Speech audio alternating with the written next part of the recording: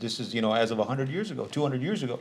So there wasn't this concept of, we're just big pacifists. They used to take up arms and protect their monasteries and protect our people. They were kind of, for all intents and purposes, our religious generals, military generals at the same time. I look at the turn the other cheek. I define it a little different. Like when I turn the other cheek, I mean look the other way too, and redirect your energy, sort of thing. No, and actually use violence. Okay, fair. I'm looking the other way. That's hilarious. I'm turning the other cheek to grab my gun. Exactly. Yeah, I sort of agree with you on that. You can't allow yourself to be defamed or punished for things that you shouldn't be punished for. Or judged by these losers. I agree. Yeah. I agree. So the Tel Keppe are known for their strong community bonds and their rich cultural traditions. They maintain various customs such as unique marriage practices, communal celebrations, and religious observances, which we still do today, 100 years after this writing.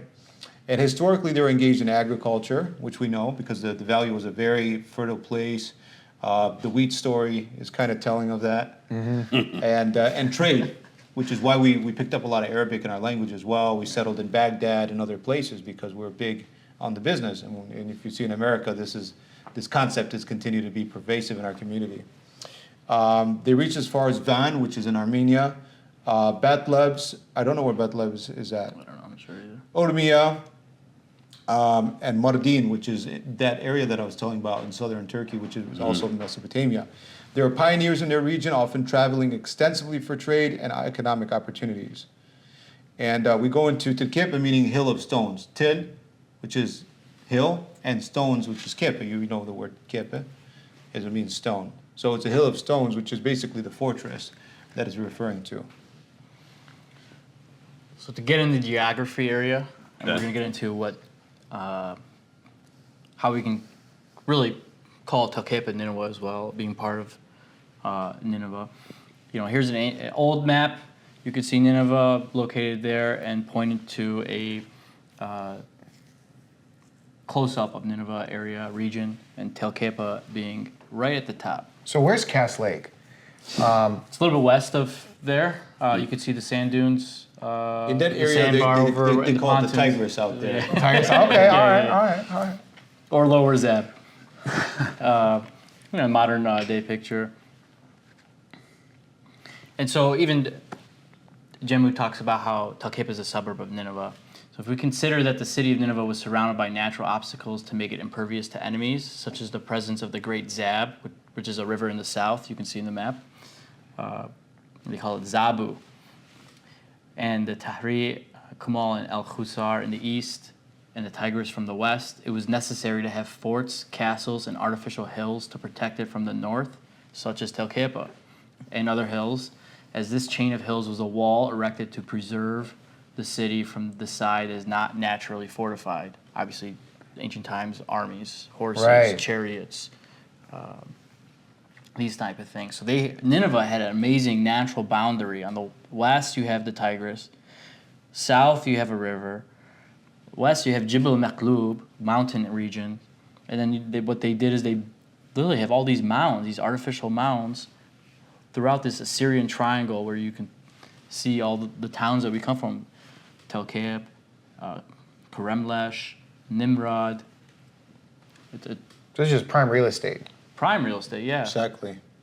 And the land is super fertile, so usable land, irrigatable Yeah, it's probably land. why people wanted to invade and take it because they're like, bro, this land's valuable. And now it's even more valuable because of all the archaeology we're going to go into, just historically what it meant for the ancient Assyrian capital region and all the things that are likely still buried there because it's abandoned. Probably billions and trillions of dollars of antiquity. Yeah. Probably still buried. And our people own most of it still. They just don't do anything with it. I mean, they found a Lamassu a couple months ago. In October, about a week after we came back from Iraq, they pull up this Lamassu right next to Tel Keppe. In almost perfect condition. In almost pristine, perfect. Lamasu, I wish I had a picture It's of an it. ancient Assyrian protector god. It is depicted as a bull body with a human head with long curly hair and a long curly beard and a big hat, Oh. conical hat, and wings. And it's usually depicted in a side profile. I'm gonna And, pull up a photo because pull it's up the interesting. photo I from can the picture Louvre, it. It's from the Louvre Museum or the Pergamon in Germany. I think it has. Isn't it on the wall of Babylonian garden? No, the wall of the Oh, yeah. Ishtar Gate Yeah, is the one you're thinking. Yeah, they also thinking have this in about. San Diego on the church. Yep. The Chaldean church in San Diego, they have Yeah, this. yeah. You know what's They crazy? have one in Chicago. They have a really awesome one in Yeah, Chicago. they've got a huge one in Chicago. Chicago I just saw one's it a few really months cool. ago. And also just something like I showed the Lamasu to like some other like Chaldeans. And they have no idea what it is. Yeah. No, I because didn't know it was Chaldean they're kind of or Assyrian. I thought it was Egyptian. Egyptian. No, Yeah. that's ours. And It looks like something from the and it's funny. pyramids, or There's a Yeah. Ezekiel.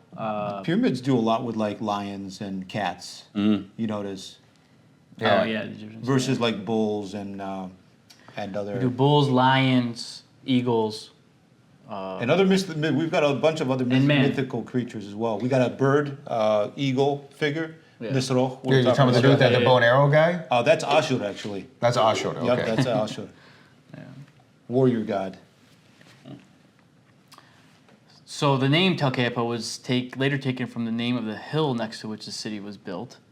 The hill is an ancient fort built during the days of Assyria, like the rest of the fortresses that were used to defend the capital, Nineveh. Situated strategically near major trade routes, Tel Keppe's location has historically made it a commercial hub, attracting various cultural influences. The city is located in almost flat land where the hill named after it is located. And so many people think it's just this like desolate village that's like boring and not much going on and it's in ruins. But in actuality, this is an ancient Assyrian fort that everybody came to for commerce, for trading, and we ruled this place. This is ours since ancient times. You know, probably what is we thinking 5,000 years ago? From 2000 BC, at least. Yeah, 2500 BC, Yeah. 3000 BC. So about 5,000. 4,500 years ago. You know, we use, it's funny, our Ketu years are like 6,774. Chaldeans will say 7,324. I don't know where they come up with these No, numbers. it's completely but- unsubstantiated. Yeah. It's- Both of them are, I think, are It a sounds little like some like how unsubstantiated. Chaldeans will But exaggerate. yeah. They're like, yeah, it was 7,000. It's like, but where'd yeah. you? But like 15 years ago, somehow we added 500 years before Assyrians. Which but doesn't Chaldeans make any technically historical- came after Assyrians, so it's Yeah. very weird. But That's hilarious. But yeah, I mean, our culture really, we're talking 4,000 or 5,000 years, easy to look at. And it was a widely sought after place for all Surai from different villages. They would come there for better opportunity. And just like looking at this map right here, this is from the south, looking north. You would have like Nimrod in the south, which there used to be a ton of those Lamasus. And it would have, that area I wish I could have visited before ISIS. Because that Nimrod was probably like going to Egypt type thing where you go to the pyramids and stuff like that. There's so many, all the statues and something like that. But ISIS came and destroyed. There's still a ziggurat there, isn't there? There may be a ziggurat, They but destroyed all of it. they destroyed all the Lamasus and probably sold it under black market. But unfortunately, Nimrod isn't what it used to be after 4,000 or 5,000 years. Wow. So, and that's south. Nimrod is south of Tel Keppe, and you can see Tel Keppe really close to Mosul. And you can see obviously the rivers and provide fertile land for irrigation and stuff like that. So, but then here's southern view of Tel Keppe, looking down towards Nimrod and the south, towards the south. And a lot of these villages around Bartella, Koremlesh, Berdeda, Karakosh are all Those our our villages. And there are people still living there right now. And it shows you the close proximity to Tel Keppe. A lot of people like try to do this whole like, I'm from this village and I'm from that village, but over there they don't do any of that. Sure, there's some village pride, you know, because they do their like little festivals. And things. Yeah. Soraya. Yeah, Kulani wa Surai. That's the whole point of this, you know, is to show look how close we are to each other, and this tribalism or you know villagism only became a thing here. Yeah. So like instead of people saying clinging like, on to whatever you have. yeah, like I'm from Hamtramck, I'm from this area. Everyone's like, man, I'm from Detroit. It's Exactly. like, Yeah. Exactly. Right. Whether you're from West Bloomfield Hills, you know, Troy, you still tell outsiders you're from Detroit. Right. Yeah. Now here's a map of Tel Keppe, just from Google Maps, and you know what's been really hard. We have the 12 quarters we were talking about earlier, the names. I think a really good visual to kind of, if there's anyone out there that has this information, because I haven't been able to find it, is where are these quarters actually located? So we can kind of make a map of Tel Keppe. They know exactly They where know, they yeah. are. Yeah. They know. They just know by like when they get. I know like the older grandparents and stuff. They'll just go to Tel Keppe. They're like, yeah, we'll drive straight, go left, make a right. That's the Abra quarter. You know, go there, go left, make right. No, that's they Shango could draw quarter. it out on this for sure. Oh yeah, for I sure. went to a random restaurant the other day just to stop in to grab a shawarma. It was a new place somewhere in like Waterford, Chaldean owned. And once we, you know, exchanged last names, you know, because like, you know, Beth Manuit and things like that, she was like, oh, you know, where's Tel Keppe? I'm like, amazing. I was in Tel Keppe last week, or last year. And she's like, oh, do you went to Tel Keppe? Our house is the first house. You know, they'll tell you, you remember you went in through here and there, and there's ours is the first house. It's got a red door, and it's on the right hand side. She was so excited. And if I had not gone there, that conversation would have never happened. Who was she? Do you know? I forgot her name, to be honest with you. But her restaurant's amazing, and it's in Waterford. And maybe I'll give them a shout out. They just opened a place. They didn't even have a sign. I go in and just grab a pop, you know.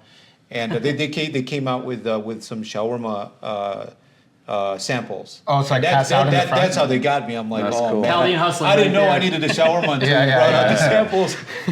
But yeah, they're amazing, and I love to plug their No restaurant. sign? It's like, maybe have a sign. They were waiting on sign around. Oh, waiting on Yeah, sign. yeah, Okay, yeah. I thought they were like, we don't need sign. No, yeah. Yeah. We got samples. It's like their food is so good, they're above a sign. Exactly. Where was it? I was on my way to Williams Lake Okay, Beach, so it's like 2 minutes away from there. gotcha. Did they take credit card or are they like cash only? No, they got to take credit card. Okay, They cool, got yeah, yeah. Venmo, Cash App, PayPal, All right. Bitcoin. You want shawarma? We take Yeah, we'll take it for our payment. Rubies. All right. Exactly. Bitcoin. I take Bitcoin. Yep. I won't spend Bitcoin, but I'll take it. But yeah, amazing people. It was really nice to have that conversation. You know, they just lit up because not many people can have that conversation. Yeah. You know, especially somebody who's born here. So I've gone through a lot of what Jammo has provided. Now I've gone through a lot of the sources that reference Tel Keppe, and so we're going to be going through a lot of different sources that kind of corroborate what Yousif Jammo was saying. And as we want to consider, as I mentioned earlier, Tel Keppe more as a city rather than just a village. It was a bustling city, and it was a city where all Soraya could go and move to for better opportunity if they were being persecuted in different regions for whatever reasons that were going on at the time. So here a map that Tel Keppe was listed as a city. Look, I've looked at a number of other sources that have excavated in the 1800s when the British went to Assyria and started excavating. Famous George Henry Layard and other Hormuz Rassam was a famous Chaldean Catholic who was the right-hand man for George Henry Layard and became a British knight, I think, and stuff, but he's a very famous historian who led the British to Nineveh and excavated the sites. And here you see a map from Nineveh and its palaces by Joseph Bonamy. They talk about how this is the area of Nineveh, kind of like we talked about earlier, Metro Nineveh, and you can see, you know, Khorsabad, it was a capital where the king would stay near Nineveh. Yeah, there was a palace there. Palace, yeah, and you could see. Still? There Still- was. I'm yeah, not there sure, was. but I think there's a ruins No, I think of it's the still palace there, are still there, and they've excavated a lot of artifacts out of that place. So if you go to the museums, you're going to find that this came from Khorsabad or Kalhu, which is all in that area. Yeah, so and he writes, Tel Keppe completes a circuit to Khorsabad whence so many sculptures have been extracted, talking about the circuit of Nineveh from Tel Keppe, Nineveh, Khorsabad, and then down to the south, Bartella, Karamlesh, and, you know, you can see on the map also like Nebi Yunus, which is the Prophet Jonah mausoleum. There's a mosque there now, but Nebi Yunus is the prophet Jonah, and it's right next to this huge bazaar market in like downtown Mosul, which we went by, but since it was destroyed from ISIS, they've been reconstructing it. And you can see on the map all these, starred places. These are all our villages, and we still have those same names present. Today. Karakosh is Baghdad, by the way. Yeah. Yep. Which is home to 40,000 of our people. It's our largest Surai Christian village. Currently. Yep, currently. Is where the fire occurred with the wedding back in The wedding October. fire. Oh yeah, yeah. So, but going to the Nebi Yunus, we saw the good thing about it actually that occurred about ISIS kind of destroying it. When they destroyed the bottom layer, they actually allowed archaeologists now to access the remains underneath the temple. So it actually helped. So kind of it's actually kind of Wow. Yeah, it's pretty insane. Blessing in blessing disguise. disguise, exactly, yeah. That's crazy. And actually that happened with other area religious sites.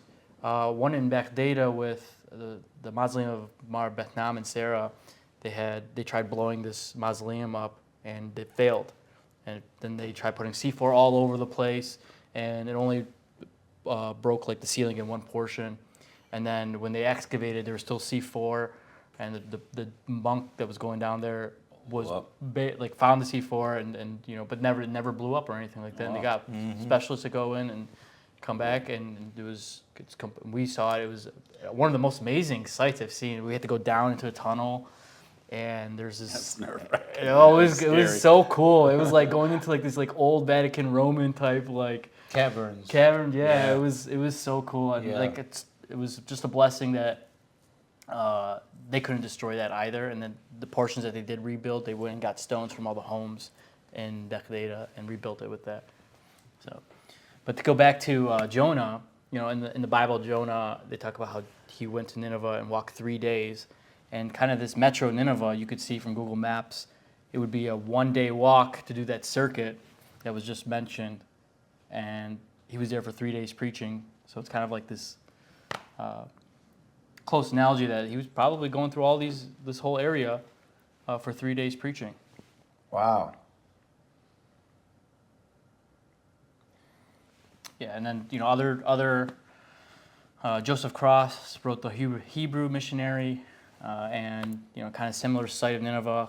Tel Keppe is in the metro Nineveh, so Tel Keppe equals Nineveh. We are Ninevites. We can call ourselves Ninevites like we call ourselves Detroiters, in the same sense. Ninevites? Ninevites, yeah. Ninevites. So like when we do Ba'utha, in English we say the rogation of the Ninevites, Ba'utha Ninweya. We call ourselves Ninwaya. Ninwaya. Yeah. People of Nineveh. And some ancient photos that they had when they were excavating the mounds. You can see the plains and mounds of Nineveh from Mosul. So Mosul, the city of Mosul is originally built on the west bank of the Tigris, whereas Nineveh's ruins are on the east bank of Tigris. It's only in recent time that Mosul has now started to develop over the ancient sites of Nineveh, which is sort of a problem for archaeologists if we do want to ever excavate. Sure, just to get this is from Joseph Cross's book, so I'm just going to read this, and it really provides a lot of context of Nineveh and the region and what was going on. So Layard, the antiquary, says that the area comprised with the ruins of Kiyunjik, Khorsabad, Kremles, and Nimrod corresponds to the extent here assigned to the ancient city and the form given it by the historian, and therefore he concludes that the whole was embraced within its walls. Bonamy deems this hypothesis untenable, argues that the Tigris must have changed its course, and draws another line for the limits of the Assyrian capital, excluding Nimrud, but comprehending Mosul. Mr. Layard's opinion is certainly entitled to more weight than Bonamy's, and in his second work on Nineveh, he has exploded the latter hypothesis, but does not his own book prove that he ought to have included Mosul as in the accompanying map? So they're arguing about what are the limits, the city limits of Nineveh. Okay. Whether it includes the southern part, but they're not arguing about the northern part. So The clue furnished us to the population of Nineveh would seem to warrant that this estimate of its extent. God declared to the prophet that it contained 120,000 persons that could not discern between their right hand and their left. This was an idiomatic expression used to denote small children.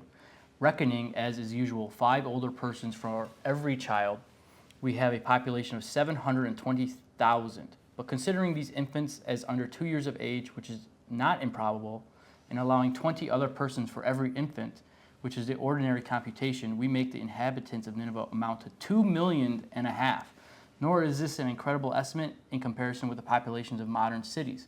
London, with an area of 120 square miles, has a population of 2,362,000 souls.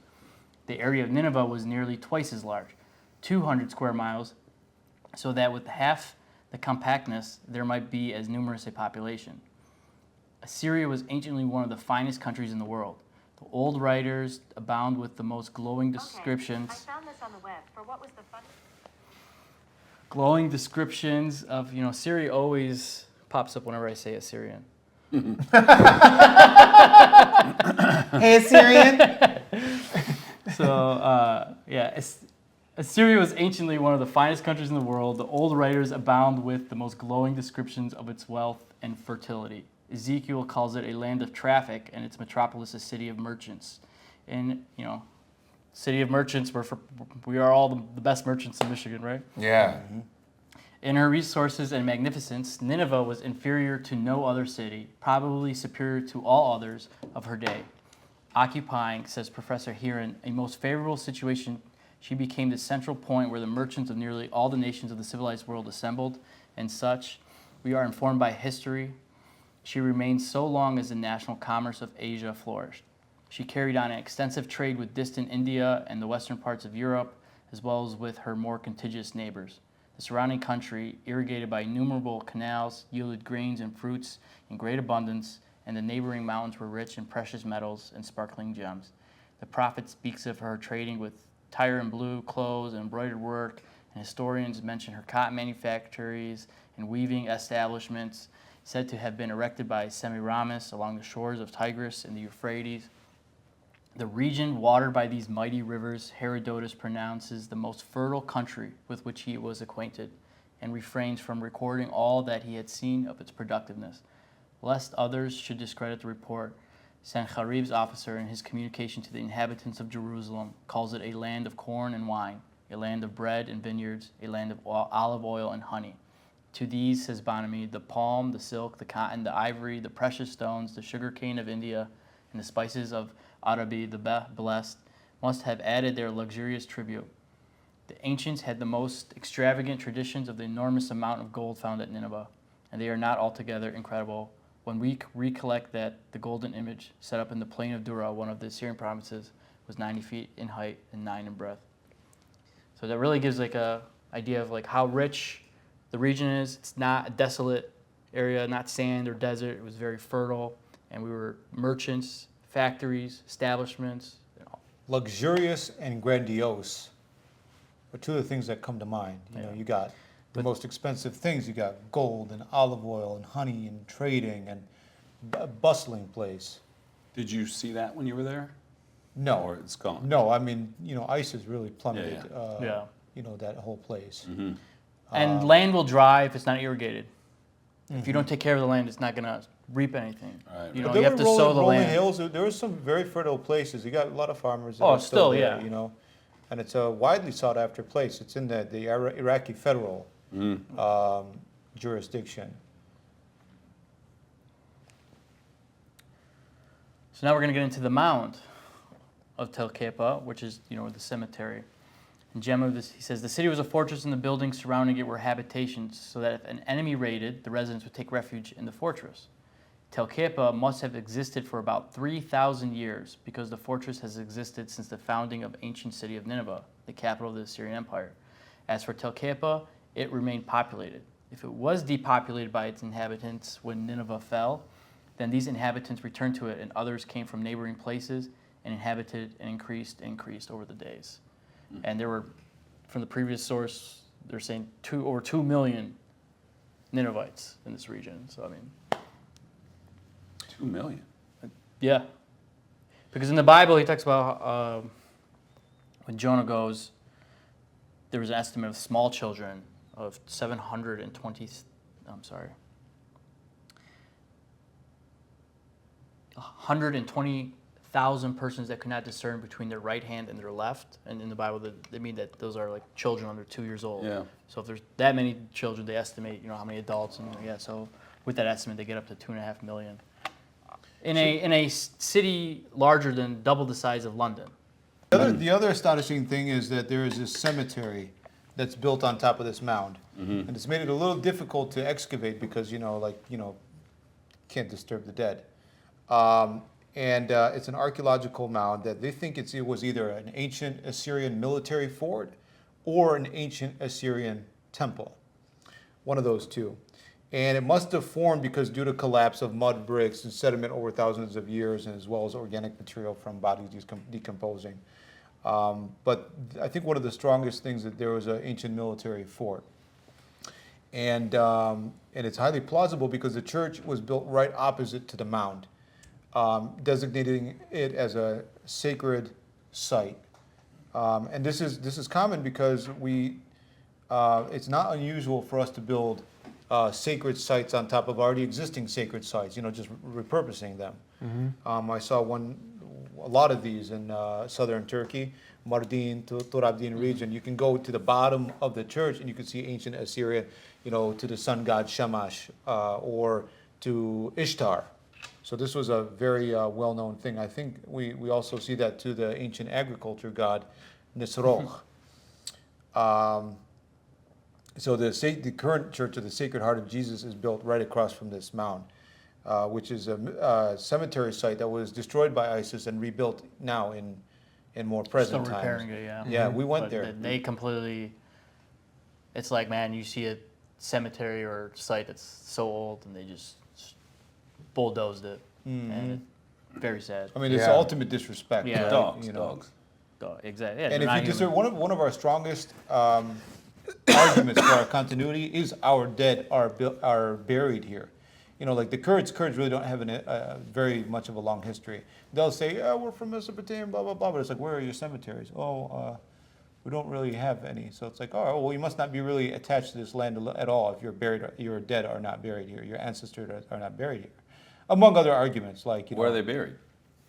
Different regions. different regions. Different regions, yeah. But yeah, you don't have any ancient like- cemeteries here, as far as I'm concerned. You're But not from here. Yeah, and it kind of goes like similar to like Native Americans. You might find like these mounds, ancient cemetery mounds from Sure. thousands of years ago. Like we have those. Other groups don't have those in our The region. Kurds aren't Catholic anyway, right? They're No, Muslim. they're Or Muslims. They're Muslim. Yeah, Yeah. Sunni So Muslim. it's like, first of all, your religion's kind of new. Your language is stolen from Arabic lettering, and it's got a lot of Persian in it. So that's another dead It's giveaway. It's Indo-European. Yeah. technically. Well, there's a lot of like English words in their language too. They're kind of a gypsy language. They take from here, take from there, and they make their own thing, and they call it theirs. But yeah, so this church is built on top of an ancient temple. And it's very similar to other of our towns and villages back home. Like Tel Keppe, you can see in the top left of this photo, the cemetery mound, and across from it, the church.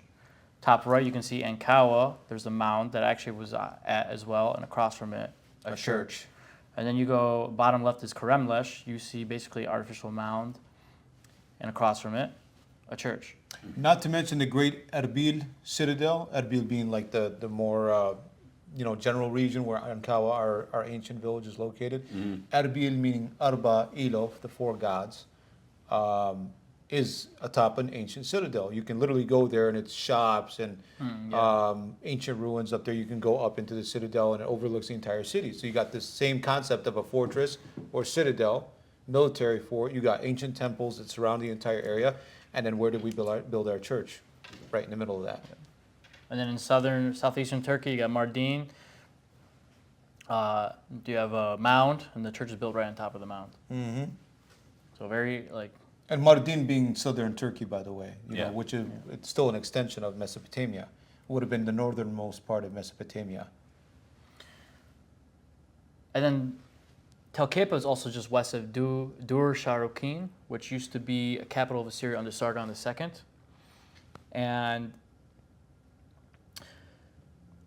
there's very archaeological mounds between these locations. And Assyrian archaeological remains, they believe, between Tel Keppe and Dur Sharkin is a military site where basically like the military dead would go and be buried. Or even they think there may have been battles there in that region because we're talking about forts. So if people were invading, they would have to invade probably between these forts. And that location, probably caused from the north a lot of battles. And they were set up to prevent invasions and offer protection to the greater Nineveh region. So you got a fort here, a fort there, and there's this complex of forts that are protecting this entire Nineveh. The larger population downtown Nineveh. Exactly. Exactly. And then, so this is the model of the Palace of Sargon at Dur Sharkin.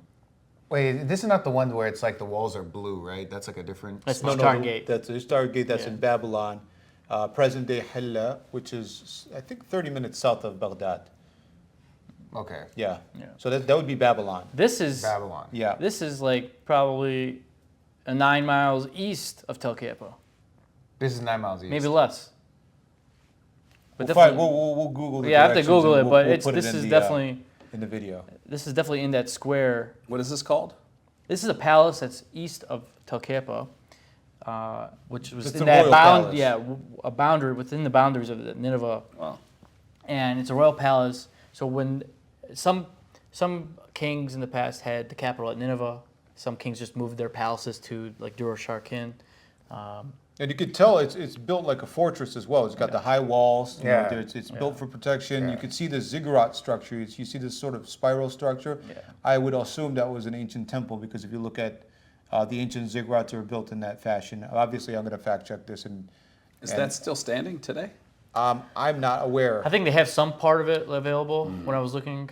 Khorsabad, what's in parentheses, this is where a lot of archaeological steles, which are the depictions on the walls and so on, you're going to find if you go to museums, and I think even in the DIA, they've got several ancient artifacts that are from Khorsabad. And I believe the Lamassu that was found was really From close Khorsabad. to here. So this is their version of like Wabik.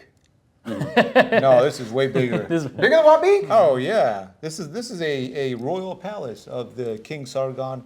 It's probably like if you added Wabik, Penis, and Shenandoah all in one. Wow. You know? And I should say it correctly, Sargon. Sargon, yeah. Shahrukh. And then in near actual downtown Nineveh, there's another palace, the Palace of Sennacherib at Kuyunjik. And this is what it would look like. That's also a king, by the way. Yeah. They're giant. Yeah. And I mean, this is- and Nimrod really was one of the ancient cities that really kept a lot of like this kind of view, this kind of style of archaeology available until ISIS came.